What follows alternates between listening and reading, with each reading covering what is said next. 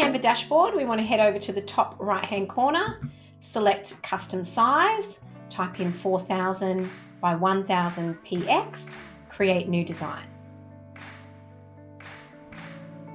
We're presented with an oblong artboard.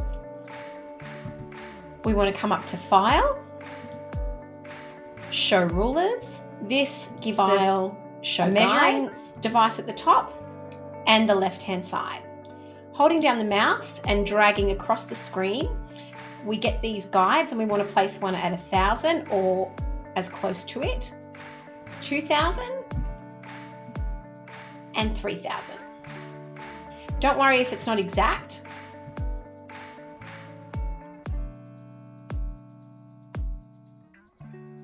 We're going to come down to the bottom of the screen, zoom all the way in,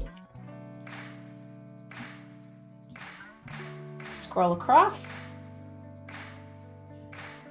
and now we can get it right on the 3000 and go back the other way and do the same with the 1000.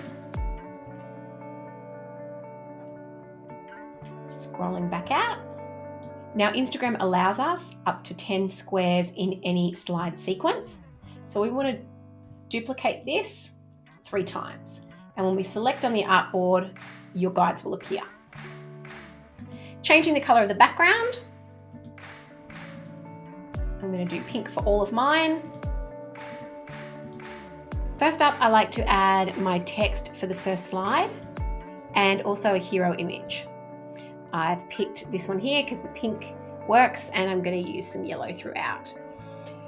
If you're looking for images, you can come up to Elements and type in keywords here as to what you would like. So I searched for woman with sunglasses and then just selected photos to filter out the images, and that's it there. Next, I want to add titles to each of the squares and text that I've already put together in a different document so that this process can be really quick. And then I want to add in elements or numbers to each of these slides so that the viewer continues to read through them. When I'm adding elements, I don't really worry too much about the size of them. It all comes together in the end. You just want to make sure you've got the majority of the information on each individual square. And then I go ahead again, searching in elements over this side for different things that each slide is talking about to give that visual representation of the copy here.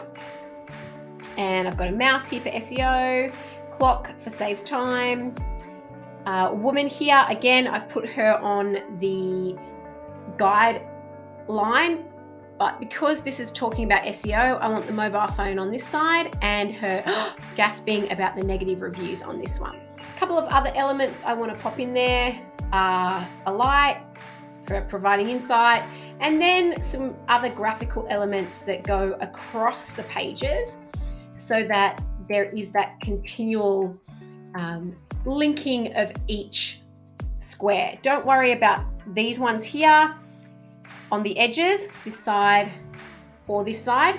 It'll take too much time and effort to try and make everything match up between this square and this one over here. The last post, I always like to have a call to action and profile pics of Elle and I, as well as some information to learn more about what we're talking about within this set of slides. The second last post, or the last 2 posts, I always answer the question that I asked in the first place, so that I'm getting the viewer to work their way through all the information and really engage with the post. I make sure it doesn't happen until the end. Once you're happy with everything, top right hand corner, download.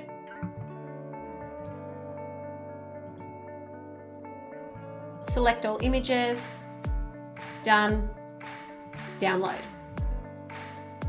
Once you've downloaded your images, you want to save them to your mobile device and search Google for panorama crop apps for Instagram. Unsquared if you're using an iOS device, and panorama crop for Instagram on Android. Both have really great reviews and are simple to use. I'll be using Unsquared as I have an iPhone. Opening the app, I select gallery and the image I want this first one. I select the blue tick and there's a box down the bottom with a 3 attached to it, and I select 4 pieces because we had a 4,000 by 1,000. So that gets us our 4 slides. Done. Done. And we do another one. Again, same process, except this time I need to select this one. 4. And last one. Now this has 2 extra images. We're going to get rid of those in a second. Nope. Back. I want 4 pieces. Done. Got all the images there correctly. Perfect. I'm ready to upload them to Instagram. Jumping into the app, we select new post, and then this multiple slider image here and the order of the images we want to post them in. So follow through. And there's our 10.